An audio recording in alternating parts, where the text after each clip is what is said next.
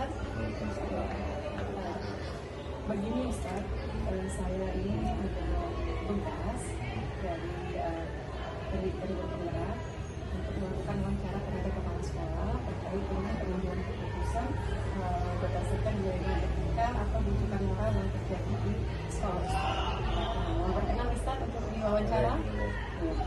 Jadi Ustaz, adapun pertanyaan yang ingin saya ajukan ini yang pertama, selama ini bagaimana Ustaz dapat mengidentifikasikan kasus-kasus yang merupakan dilema etika atau rujukan moral. Tapi sebelumnya mungkin Ustaz bisa mengingat kejadian-kejadian atau kasus-kasus yang ada di sekolah kita ini terkait apakah merupakan dilema etika atau rujukan moral. Sehingga Ustaz nanti bisa mengidentifikasikan kasus-kasusnya. Jadi Ustaz izin menjawab pertanyaannya. Secara tidak sadar memang pernah terjadi di sekolah kita karena masalah anak itu kejadian masalah dia individu kelompok lah. Jadi kadang belajarnya itu mereka ini di sisi lain dia tidak seimbang dengan anak yang lain karena tingkat IQ atau kecerdasannya agak beda dengan teman yang lain. Di sisi lain kan kita harus menimbangkan masalah ini. Kita cari keputusan anak ini sedikit dibedakan dari pelajaran. Itu masalah individu dan kelompok. Cara kita mengelompokkan masalah tersebut. Pertama kita cari dulu adalah nilai-nilai yang bertentangan dengan situasi itu. Kalau memang tidak ada, kita cari fakta-faktanya dulu. Data-data dari masalah dilema etika tersebut. Setelah kumpul data yang konkret, artinya kita bisa mengambil keputusan menguji dulu kebenaran kesalahan fakta tersebut. Sudah terkumpul, sudah diuji kebenaran kesalahannya, maka diambil keputusan terhadap permasalahan tersebut, bisa pada saat itu atau bisa di lain waktu. Kita menganalisis dulu tingkat kesalahan dan kebenarannya. Dan yang terakhir, setelah diputuskan, tetap kita evaluasi keputusan itu. Apakah setelah diputuskan yang benar atau salah keputusan itu? Refleksikan. Alhamdulillah kegiatan-kegiatan itu sering terjadi. Disitulah tingkat analisis kepala sekolah itu memutuskan. Iya. Di situ dimana kita dituntut harus mengambil keputusan yang tepat ya Ustaz ya. Iya. Yang sampai merugikan pihak yang lain artinya. Iya. Lanjut pertanyaan kedua Ustaz ya. Selama ini bagaimana Ustaz menjalankan pengambilan keputusan di sekolah Ustaz di sini dalam hal ini SMP Kriminal Fitra, terutama untuk kasus-kasus di mana ada dua kepentingan yang sama-sama benar atau sama-sama mengandung nilai kebajikan, benar dan benar begitu Ustaz. Jadi mengambil keputusan tersebut kami lihat dari segi kebaikan dan kebersamaan, artinya kebenaran dan kebaikan bersama ini artinya tidak merugikan pihak yang lain artinya misalnya seperti itu. Mana yang lebih Ya dominan deh. dominannya ya Ustaz ya. Pastinya lebih kita nyari kebenaran dan kebaikan bersama di situ. Jadi sama-sama ibaratnya tidak ada yang dirugikan Iya, tidak Ustaz ada ya. yang dirugikan. Oke, baiklah Ustaz, makasih. Kita lanjut pertanyaan ketiga Ustaz ya. Langkah-langkah atau prosedur seperti apa yang biasa Ustaz lakukan selama ini? Prosedurnya Iya. yang Langkah-langkah Ustaz. yang pastinya kita bisa ada permasalahan dilema tersebut mungkin. Pastinya kita yang tadi mencari data-data tersebut atau siapa yang terlibat di situ. Misalnya siswa itu kita panggil.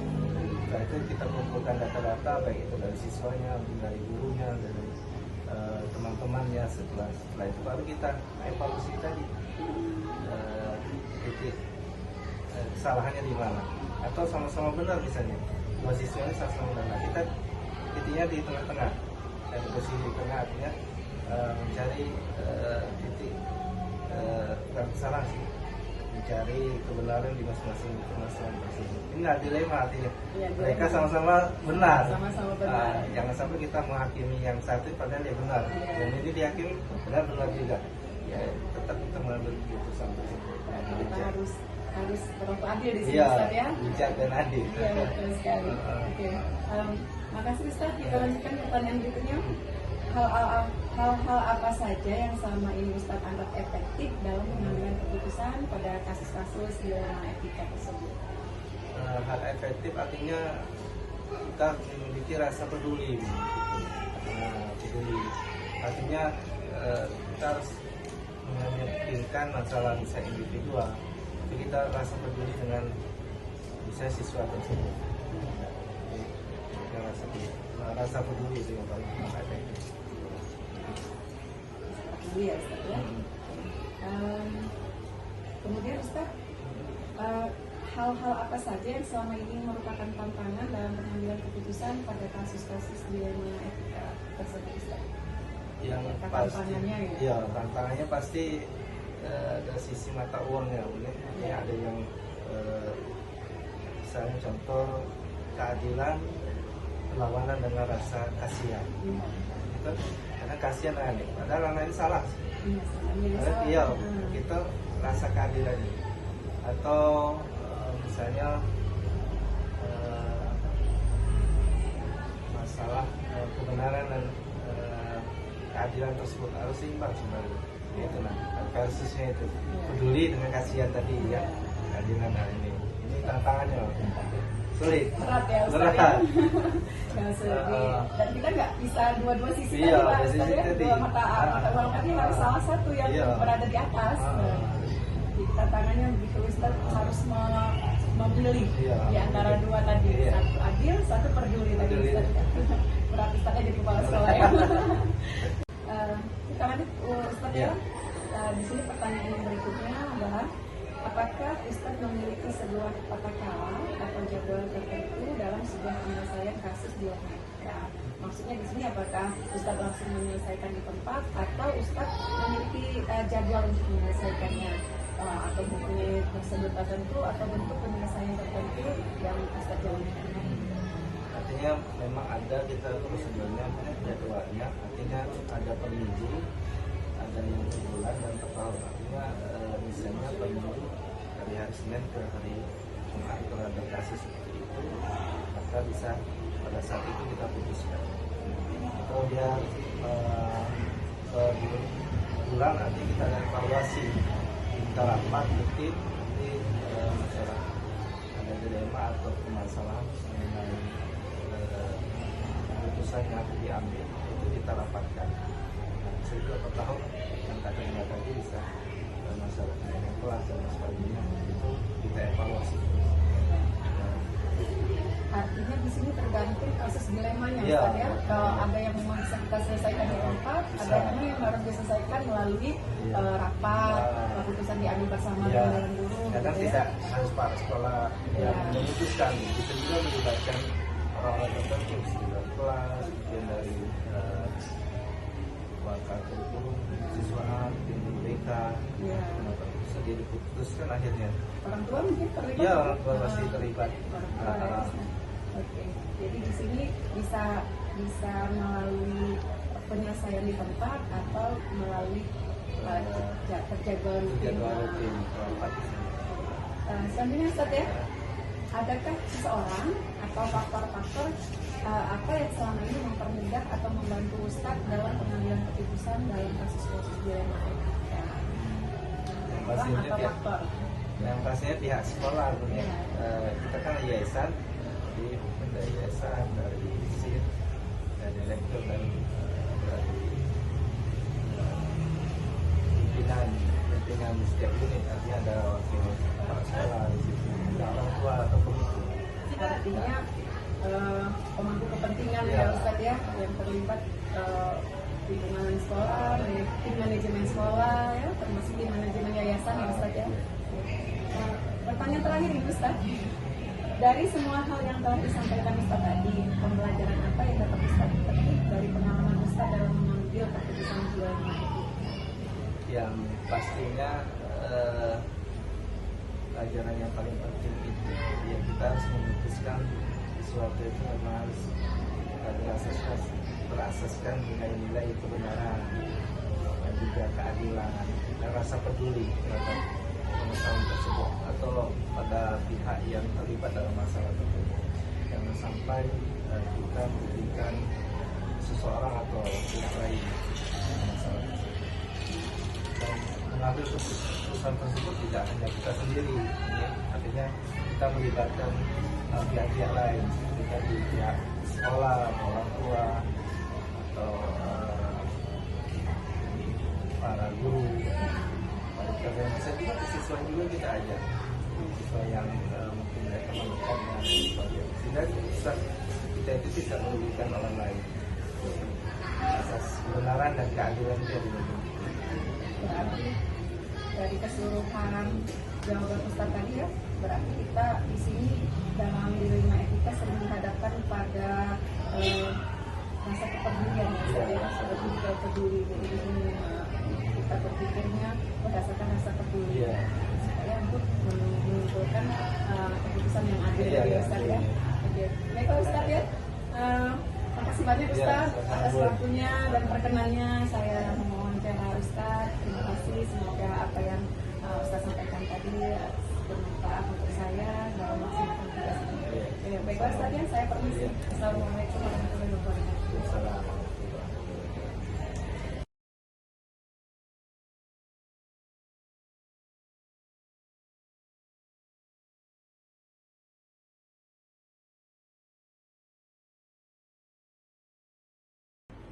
Assalamualaikum Pak Zul. Waalaikumsalam warahmatullahi wabarakatuh. Izin Pak, ini Ya. saya dari SMA Negeri 1 Indralaya selaku calon guru penggerak angkatan 8 mendapatkan tugas dari PGP dalam perihal wawancara terhadap kepala sekolah terkait dengan dilema etika atau rujukan moral. Mohon perkenan Pak Zul untuk saya wawancara.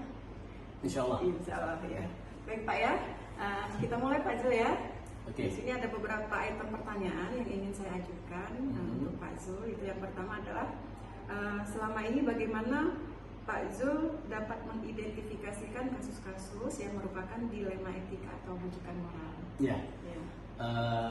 Berdasarkan di lapangan ya dan pengalaman yang ada bahwa dilema etika ini pasti kita temukan, pasti kita jumpai, dan ini memang merupakan hal yang tidak gampang atau sulit dalam menentukan keputusan ini karena banyak faktor-faktor yang kita lihat, baik itu faktor awal dan akibatnya. Nah, selama ini kami mengidentifikasi yang pertama adalah siapa yang di dalamnya atau ruang lingkupnya, pengaruhnya baik itu perorangan, individu atau kelompok, dan mungkin juga komunitas. Jadi kita identifikasi kebenaran-kebenaran ataupun hambatan-hambatan di dalam mengambil keputusan dilema etika ini. Jadi seperti itu. Ya. Jadi kita meninjau dari berbagai aspek gitu Pak ya? Iya.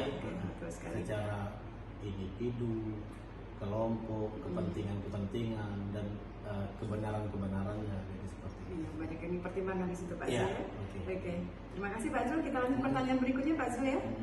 Selama ini bagaimana Pak Zul menjalankan pengambilan keputusan di sekolah, terutama untuk kasus-kasus di mana ada dua kepentingan yang sama-sama benar atau sama-sama mengandung nilai kebajikan? Ya. Saya secara pribadi mengambil keputusan lebih ke demokratis. Jadi saya kumpulkan pengelola sekolah ini, saya pintai pendapat apabila ada sesuatu yang akan kita putuskan. Walaupun kita sudah punya keputusan. Nah, tapi yang dalam pemikiran saya, yang pertama kita menghargai komunitas di sekolah ini. Jadi seolah-olah kita tahu idenya, walaupun akhirnya nanti sama keputusan itu dari mereka. Jadi kita mengambil semacam keterlibatan semua sektor di sekolah ini. Nah, untuk yang dilema etika, yang pertama yang terlibat di dalam itu.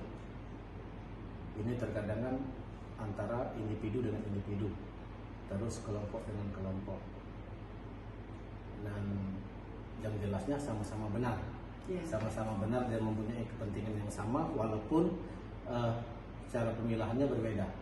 Nah, jadi kami simpulkan baik itu jangka pendek dan jangka panjang. Yang pertama kita identifikasi tadi, terus berapa banyak atau beberapa imbas dari yang akan kita putuskan ini.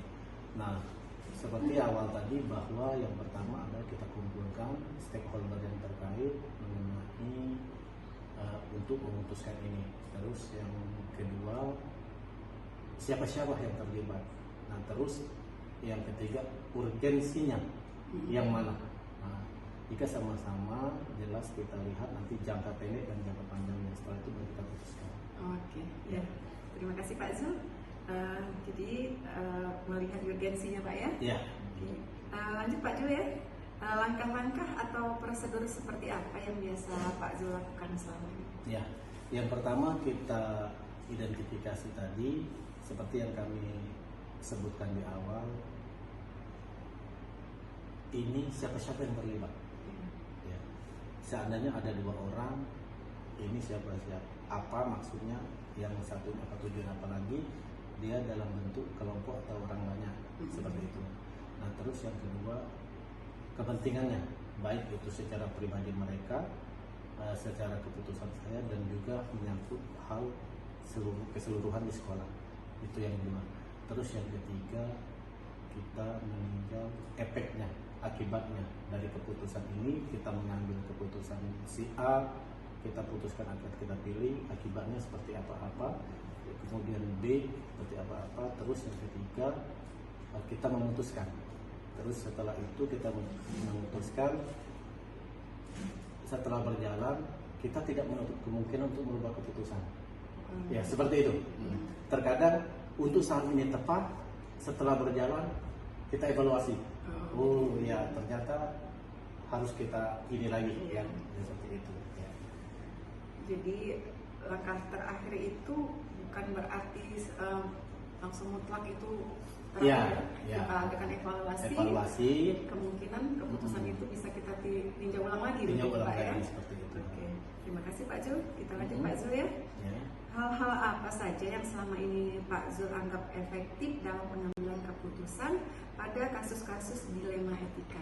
Ya, karena kami sifatnya demokratis tadi, terutama karena secara pengalaman saya baru di sini. Nah, jelasnya ada beberapa orang senior yang memang bisa kita jadikan mentor atau minta pendapat. Terkadang ada yang senior tapi tidak bisa kita ingatkan. Alhamdulillah di sini kita didukung oleh senior dan kita memang tahu kalau bahasa lainnya bibit bebek bobotnya seperti itu kan, dan bisa kita mintai suatu pendapat yang bisa dipertanggungjawabkan. Itu sedikit banyaknya mempengaruhi keputusan kami. Ya, seperti itu, dan itu yang paling sangat menunjang. Dan juga karena kalau saya termasuk orang lapangan, terkadang keputusan ini arahnya sudah mengerti, cuman perlu tadi paling tidak ada yang terlibatkan. Ketika keputusan ini berhasil, orang banyak juga yang menikmati. Ketika putusan salah ini kita bisa berebut ulang, oh ternyata keputusan kita ada salah. Ya. Jadi lebih ke meminta pertimbangan orang yang sudah lebih berpengalaman. Ya. Tapi ibarat tuh keputusan yang kita awal tidak dikesampingkan. Kita coba minta memperkuat. Ya. Jangan sampai kita salah sendiri gitu Pak. Ya. Oke, terima kasih. Lanjut ya, nih pertanyaan berikutnya Pak Zul. Hal-hal apa saja yang selama ini merupakan tantangan dalam pengambilan keputusan pada kasus-kasus dilema etika? Ya, tantangan pasti ada, apalagi ini sifatnya kepentingan bersama. Terkadang ada yang membela mungkin komunitas atau membela siswa, tapi di sisi lain tentang membela guru kan, seperti itu. Nah, jadi kita ambil garis tengah, kita kalau bahasa ininya semacam coaching lah kan, seperti itu kita panggil, kita berbicara lebih pendekatannya ke arah di samping digunakan intelektual kita juga perasaan. Jadi seperti itu. Nah, ketika sudah bercerita semua kendala-kendala apa-apa yang sebenarnya ingin diciptakan di dalam keputusan itu, sehingga nanti hasil akhirnya tercipta suatu keputusan yang sama-sama menguntungkan. Jadi seperti itu. Jadi ya intinya keputusan yang akan diambil ini tidak ada yang dirugikan ya Pak. Iya, sebisa mungkin. Sebisa mungkin. Itu. Ya. Karena posisinya sama-sama benar. Iya. Oke, sekarang kita ke pertanyaan berikutnya Pak Zul. Apakah Pak Zul memiliki sebuah tata kala atau jadwal tertentu dalam sebuah penyelesaian kasus dilema etika? Apakah langsung Pak Zul selesaikan di tempat atau memiliki sebuah jadwal untuk menyelesaikannya, atau ada bentuk atau prosedur seperti apa yang biasanya Pak Zul jalankan dalam menyelesaikan kasus dilema etika? Selama ini kami terus terang tidak ada yang namanya terjadwal. Cuman kami bagi menjadi dua pola. Yang pertama insidental. Jika menyangkut waktu dan juga saat itu juga harus kita putuskan, terpaksa kita putuskan. Jika pilihan yang kedua tadi masih bisa ada waktu, makanya kita rembuk dulu dengan pengelola, dengan ini, terus nanti akan kita putuskan secara terjadwal berikutnya. Tapi untuk secara tata kalanya tidak ada. Cuman ada dua teknik. Yang pertama insidental. Kami ambil contoh seandainya saat itu ada ujian, terus ada perlombaan yang sangat penting. Nah, jadi kita putuskan bahwa perlombaan silakan ikut karena kita jadwal tergantung dengan orang, ujian bisa ditunda seperti itu dengan mungkin soal dirubah atau seperti apa, seperti itu. Artinya mengikuti ujian susulan gitu ya. Jadi, seperti itu. Jadi situasional ya Pak tergantung situasi dilema tadi terjadi. Kalau memang kita bisa selesaikan di tempat, langsung di tempat. Kalau memang butuh waktu kita buatkan jadwal, tapi tidak ada jadwal tertentu tidak dikhususkan gitu Pak ya. Oke. Berikutnya Pak, ini adakah seseorang atau faktor-faktor apa yang selama ini mempermudah atau membantu Pak Zul dalam pengambilan keputusan dalam kasus-kasus dilema etika? Ada seseorang atau ada faktor-faktor lain gitu yang mempermudah? Ya, secara nyata mungkin tidak ada. Itu murni dari kita. Cuman kalau untuk dirunut-runut ya, kemungkinan senior atau juga karena ini bukan masalah sukuisme kan, bukan masalah sukuisme, keuntungan putra daerah memimpin di suatu daerah tersebut, ada sebagian memang dibutuhkan suara-suara daerah setempat. Ini bukan ini banyak pertimbangan yang kami ambil. Jadi kalau kami selama ini dalam menentukan itu, saya sangat terbantukan. Saya sangat terbantukan seperti itu. Oh ya, berarti Bapak karena daerah dia sudah pengalaman seperti ini, karena kita terkadang ada perkelahian kan, ya si ini. Nah, kita karena seorang putra daerah ini, sanggup tidak usah sampai ke polisi biar saya menangani seperti itu. Jadi selesai gitu. Ya, karena keuntungan tadi dengan kepala desanya kenal, dengan ininya kenal, semacam itu. Dan juga yang seperti kami awal tadi, karena sifat kami bukan otoriter, demokratis ya, jadi pendapat-pendapat para tetua-tetua atau yang lebih senior tetap kami pertimbangkan. Seperti itu. Oke, Pak Zul, biasa putra daerah memimpin ya Pak ya. Oke, ini pertanyaan terakhir Pak Zul Oke, dari semua hal yang telah disampaikan oleh Bapak tadi, pembelajaran apa yang dapat Pak Zul petik dari pengalaman ketika Pak Zul mengambil keputusan dilema etika? Ya, pelajaran yang sangat penting karena pengambil keputusan ini sangat sulit.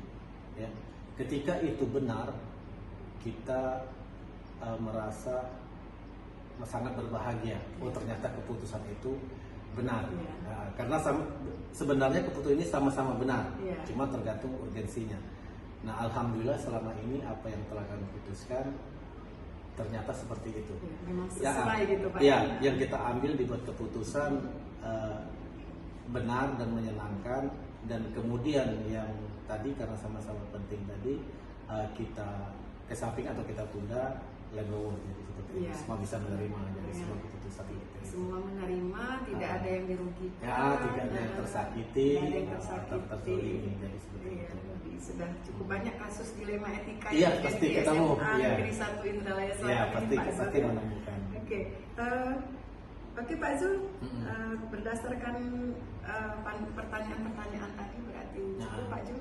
Oh, iya. Saya secara pribadi mengucapkan banyak terima kasih atas perkenan Pak Zul menerima kehadiran saya untuk melakukan wawancara. Oh iya. Oke. Saya cukupkan sampai di sini Pak Zul ya. Oke. Terima kasih. Ya, Ya. saya ucapkan terima kasih sekali lagi. Assalamualaikum warahmatullahi wabarakatuh. Waalaikumsalam. Kami juga terima kasih telah dipercaya ya sebagai mungkin di sini mungkin narasumber entah apalah gitu kan. Dan juga ini mungkin sebagai motivasi kami dalam memutuskan mungkin nanti ke depan ketemu lagi yang semacam dilema etika ini. Terima kasih. Semoga di dalam program ini sukses sampai lulus. Amin ya Amin. rabbal alamin. Ya, terima kasih sekali lagi Pak Zul. Ya, oke, terima kasih.